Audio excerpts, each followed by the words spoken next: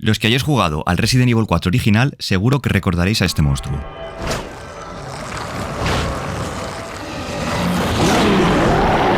Y es que ya en Resident Evil 4 Remake hemos encontrado otros jefes o mini jefes que repiten con respecto al juego de 2005, pero hemos echado en falta este en concreto. Seguramente uno de los 3 jefes más duros del juego y con bastante diferencia con respecto a los anteriores. El U3 no aparece en Resident Evil 4 Remake, al igual que el DLC de Ada Wong, Caminos Separados, y al parecer por discrepancias creativas en su desarrollo. Aunque, como he dicho, la pelea contra el U3 se ha eliminado de la nueva versión, pero se dan algunos indicios de su existencia en el juego. Para entender esto tenemos que comenzar por ahondar en los 2 guardaespaldas que acompañan a Salazar.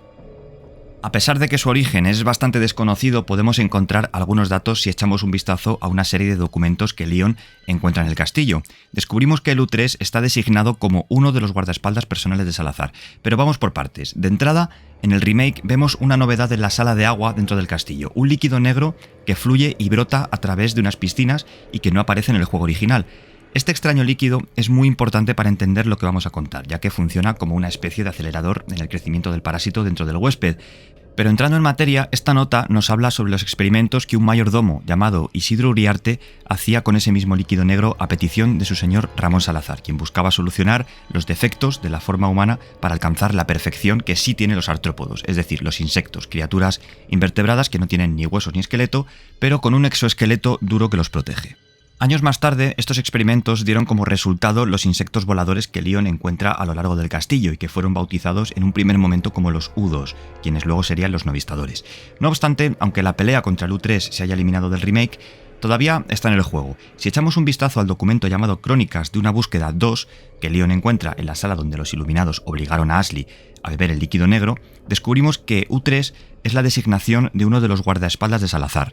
Este documento está escrito por la misma persona que el anterior, es decir, por Isidro Uriarte, y nos cuenta que el experimento que practicaba para combinar a un humano con un insecto había llegado a su fase final.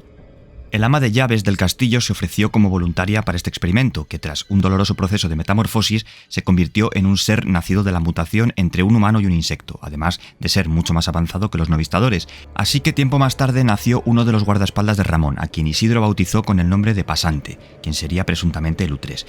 Pero más tarde decidió que 2 es mejor que 1, así que el segundo vino como resultado de que Isidro se ofreció a sí mismo como voluntario a su experimento para ganarse tanto el apoyo de Salazar como la admiración de Lord Sadler y los Iluminados, convirtiéndose en el otro guardaespaldas, el Verdugo, algo que vemos en la tercera nota que Leon encuentra precisamente en la zona donde se enfrenta a él.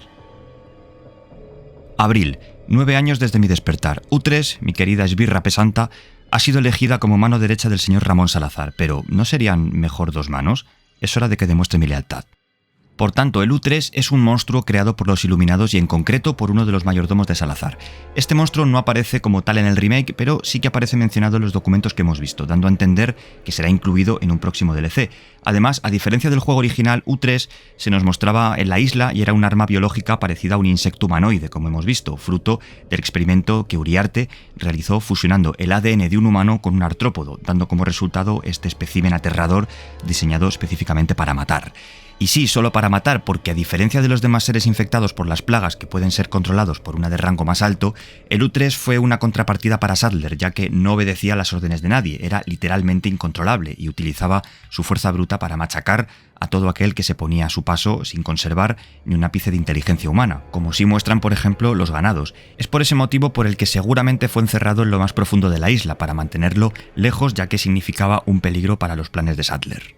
Pero centrándonos en la versión original, a falta de que pueda aparecer un posible DLC del remake, realmente el U3 fue creado en la isla con el propósito de matar a Leon Kennedy para impedir su avance. El propio Sadler, de hecho, lo envía contra él sabiendo que vive en las profundidades de la isla, a quien lo nombra como ello. I have an idea. Since you're here, why don't I introduce you to it? It should keep you busy. Aparece en el desfiladero junto a unas jaulas sostenidas por cadenas sobre un precipicio y llena de contenedores en la zona más profunda de la isla. Al llegar, Leon ve un rastro amarillento en la pared y de repente irrumpe el U3 atravesándola, obligándole a protegerse dentro de la gran jaula colgante.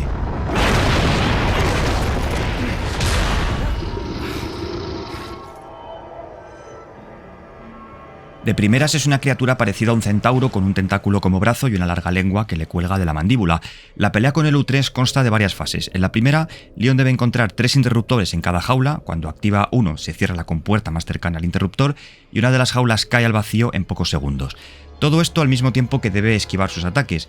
En esta fase es invencible, ya que los disparos solo lo detendrán momentáneamente mientras Leon recorre el laberinto de jaulas suspendidas sobre el precipicio.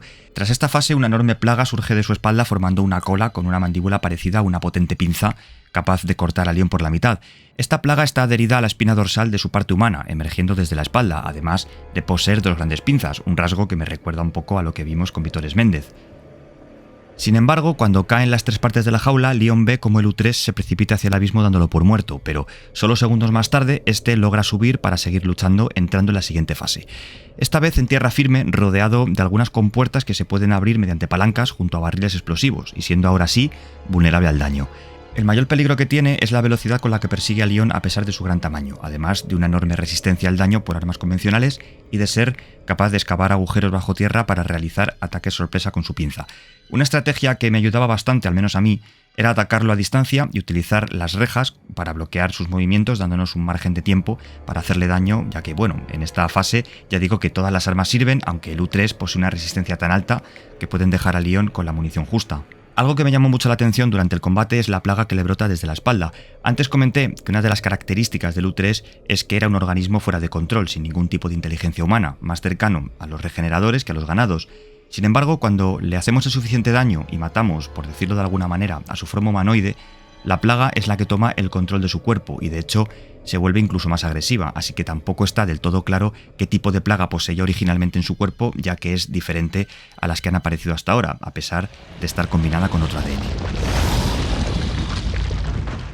Lo cierto es que personalmente me parece el jefe más duro del Resident Evil 4 original y es una pena que no lo hayan incluido en el remake porque creo que habría sido un reto enfrentarse a él. Pero bueno, espero que si sacan algún DLC puedan incluirlo y al mismo tiempo ampliar su lore, ya que aportaría más profundidad y conocimiento a la historia. Lo que también espero es que os haya gustado el vídeo. Quería contar de manera resumida los supuestos orígenes y habilidades de este monstruo y al aparecer en algunos documentos pienso que Capcom no lo ha eliminado definitivamente. Os dejo también un vídeo explicativo del resto de enemigos del remake y nos vemos en el próximo. Sed felices.